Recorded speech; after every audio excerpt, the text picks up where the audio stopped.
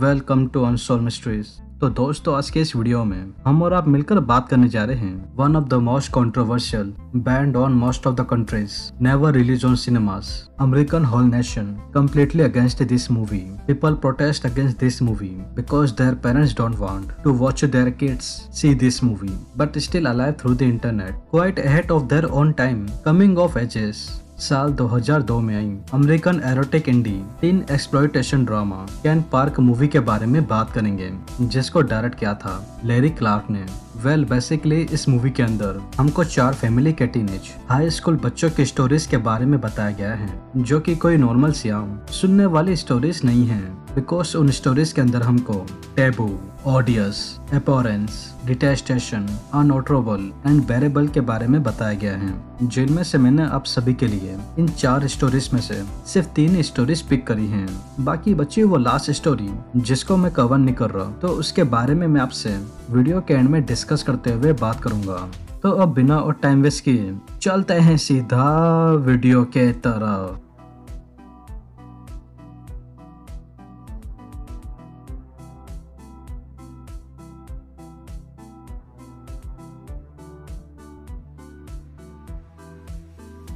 Movie की beginning हमारे first teenage बच्चे से शुरू होती है, जिसका नाम होता है शॉन, जिसकी एक tantalise and kind of depression कहानी है और उसी के चलते इसने सुसाइड कर ली होती है। वेल, अब शॉन की किस तरीके की स्टोरी है, let's see and figure it out.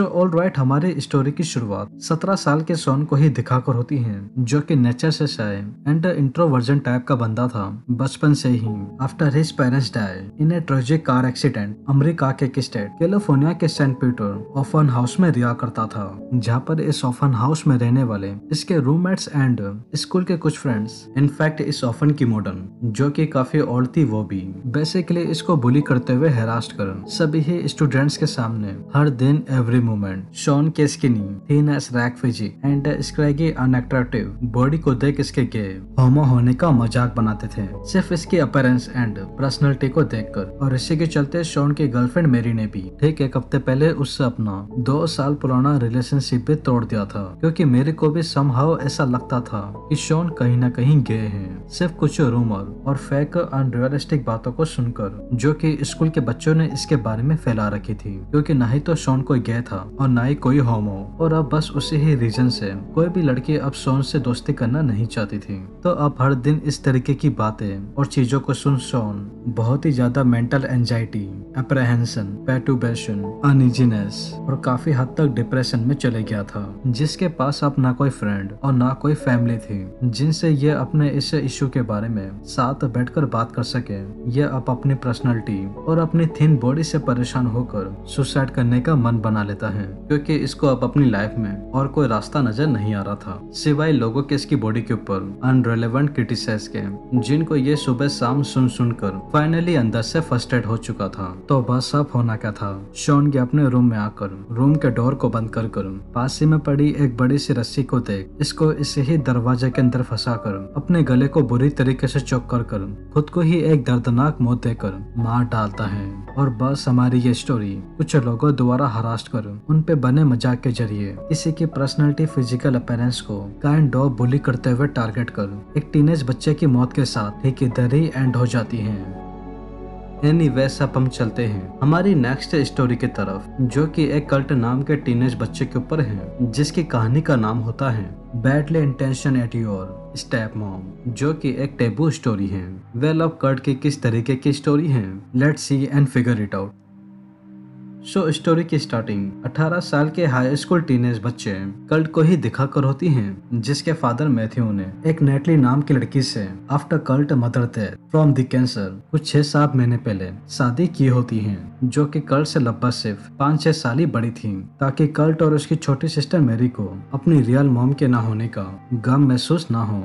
इसलिए मैथ्यू, जो कि कहीं न कहीं ये चाहते थे कि इनकी family after that tragic loss अपने बच्चों के साथ कॉन्स्टेंट एंड सुटेबल लाइफ जिए, इसलिए वो फिर से दोबारा शादी कर लेते हैं। बट अब यहाँ पर इंटरेस्टिंग एंड शॉकिंग बात यह थी कि शॉन बेसिकली एक निक्रोफोबिक माइंड का बच्चा होता है। अब ये निक्रोफोबिक क्या है, तो वेल अब इसके बारे में मैं आपको थोड़ा सा एक्सटेंड करते हुए स्पेसिफिक सिंपल तरीके से समझाऊं तो निक्रोफोबिक माइंड के लोग वो होते हैं जिनको अपनी ही फैमिली के अंदर एक incentive desire kind of attraction feeling होती है रेदर देन किसी आउटकास्ट या फिर किसी डिफरेंट फैमिली के जो कम्प्लीटली बिलोंग नहीं करते हैं, चाहे फिर वो भले आपके कजन्स ही हो या ब्रदर एंड सिस्टर या फिर आपके मॉम डैड। बट उस पर्टिकुलर इंसान को अपनी ही फैमिली के अंदर रिलेशन बनाना और उसके साथ इंटीमेट होना पसंद होता है, जिसको आप चाहो तो नॉर्मली टैबू रिलेशन भी कह सकते हैं। और अब यही चीज हमारी इस कहानी के अंदर कर्ट के साथ भी मौजूद थी, जिसको हमेशा से ही अपनी स्टेप मॉम के ऊपर एक काइंड ऑफ अट्रैक्शन फीलिंग, यानी कि इसको अपनी मॉम नेटली के ऊपर बेसिकली एक क्रश होता है, जिनके साथ ये हमेशा से ही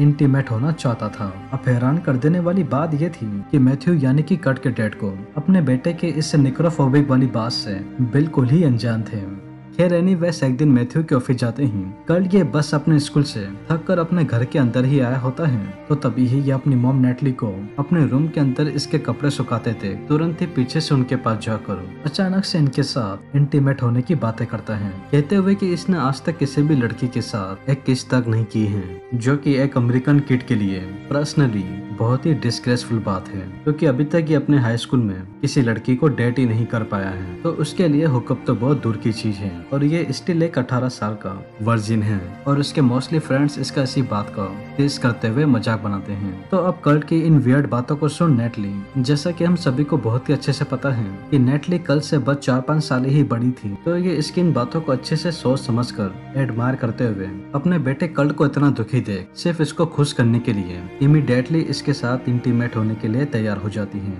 और बस हमारी ये स्टोरी एक माँ और बेटे के निक्रोफोबिक रिलेशन के साथ, या फिर आप कह सकते हैं टेबू रिलेशन के साथ, ठीक इधर ही एंड हो जाती है। एनीवेज अब हम चलते हैं हमारी आज की लास्ट एंड फाइनल स्टोरी के तरफ, जो कि एक पिच नाम की टीनेज लड़की के ऊपर है, जिसकी स्टोरी का नाम होता है marriage to your own father, जो कि एक अनएक्सेप्टिंग कहानी है। वेल अब पिच की किस तरीके की स्टोरी है, let's see and figure it out. So हमारी फाइनल स्टोरी की स्टार्टिंग अमेरिका के शहर न्यू जर्सी में रहने वाले पिच फैमिली को ही दिखाकर होती है, जिसमें पिच के डैड हमेशा से ही यानी कि मिस्टर क्रिस अपनी डॉटर पिच के फ्यूचर के लिए बहुत ही ज्यादा कंसर्न और नर्व रैकलिंग थे, बिकॉज अभी रिसेंटली मिसेस जेनिफर ने यानी कि पिच की मदर ने क्रिस को डाइवोर्स दे दिया होता है बिकॉज ऑफ क्रिस अनएम्प्लॉयड, तो जिसके चलते क्रिस के ऊपर एक काइंड ऑफ प्रेशर था कि इनको अपनी डॉटर की किसी भी हालत में शादी करानी होती है। बट उसके लिए इनके पास इतने पैसे नहीं थे कि ये पिच की शादी किसी लड़के से करा सके। बट इनकेस अगर कोई लड़का इनको मिलता भी तो वो पिच के फैमिली बैकग्राउंड को देख तुरंत इनकी डॉटर को रिजेक्ट कर देता था, क्योंकि आफ्टर ऑल पिच की पढ़ाई कंप्लीट हुए 5 साल से भी ज्यादा हो चुके थे और उसकी उम्र बढ़ती जा रही थी and she still in the house. खैर समहाउ एनीवेज एक दिन क्रिस बस मार्केट से शॉपिंग करके ही आ रहे होते हैं, तो तभी ही इनको अपनी डॉटर एक कमरे के अंदर बहुत ही ज्यादा इमोशनल होते हुए रोते हुए दिखाई देने को मिलती है, कहते हुए कि इसके इस लाइफ में ऐसी कंडीशन के अंदर चाहकर भी कभी भी शादी नहीं हो सकती। और बस इतना कहते ही पिच अपनी हाथ की नर्व काट सुसाइड करने के लिए ही जारी होती है, तो तभी ही ठीक पीछे खड़े क्रिस या अपने डॉटर के इस अनएक्सपेक्टिंग एंड इतने डिप्रेसिंग सीन को देख तुरंत ही पिच के पास जाकर उसको सुसाइड करने जैसे तैसे समझाकर उसको चुप कराकर अपनी कार के अंदर बिठाकर पास ही के एक लोकल चर्च के पास जाकर एक प्रीस्ट की मदद से बहुत ही लीगली वे में अपने ही डॉटर से शादी कर लेते हैं। और बस हमारी ये मूवी ठीक इसी ही स्टोरी के साथ ठीक इधर ही एंड हो जाती है। वेल बेसिकली हमने अभी तक जितनी भी स्टोरीज इस मूवी के अंदर डिफरेंट फैमिलीज की देखी हैं, स्पेशली टीनेज स्टूडेंट्स की, वो सारी की सारी एक्चुअल में रियल लाइफ पर बेस्ड हैं, जो कि अमेरिका में हर साल किसी न किसी फैमिली के अंदर देखने को मिलती हैं। बिकॉज इस मूवी के अंदर ऐसी कुछ बातें हैं, स्पेशली वो स्टोरी जिसको मैं चाहकर भी आपको बता नहीं सकता ड्यू टू सम गाइडलाइन के चलते, उसमें हमको बहुत ही अच्छे से दिखाई गई है। बस इतना जान लीजिए कि हमको उस स्टोरी के अंदर एक इंसेस्टियस ब्रदर एंड सिस्टर का रिलेशन दिखाया गया है, जिसी के चलते ये मूवी कम्प्लीटली पूरे होल अमेरिका में अपने रिलीज से पहले ही कंट्रोवर्शियल हो गई थी, जो कि आज तक पब्लिकली किसी भी थिएटर के अंदर रिलीज नहीं हो सकी। अब इसका रीजन क्या है तो वो आप सभी को पता है। बाकी अगर आप खुद इस मूवी को मेरे एक्सप्लेनेशन के बजाय पर्सनली देखकर एक्सपीरियंस करना चाहते हैं तो यूट्यूब पर आपको ये मूवी इन केस सर्च करने पे मिल जाए तो ठीक है, वरना आप मुझे इंस्टा पे डीएम कर सकते हैं, जिधर मैं आपको इस मूवी का लिंक दे दूंगा। तो वेल दोस्तों, यही थी केन पार्क मूवी की एक्सप्लेनेशन एंड आई होप आप सभी को ये वीडियो जरूर अच्छी लगी होगी। अगर वीडियो अच्छी लगी हो तो चैनल को सब्सक्राइब किए बिना और वीडियो को लाइक किए बिना बिल्कुल भी मत जाइएगा, क्योंकि मैं अपने आने वाले वीडियो में ऐसी ही और मूवीज की एक्सप्लेनेशन लेकर आता रहूंगा। तो तब तक के लिए take care and peace out.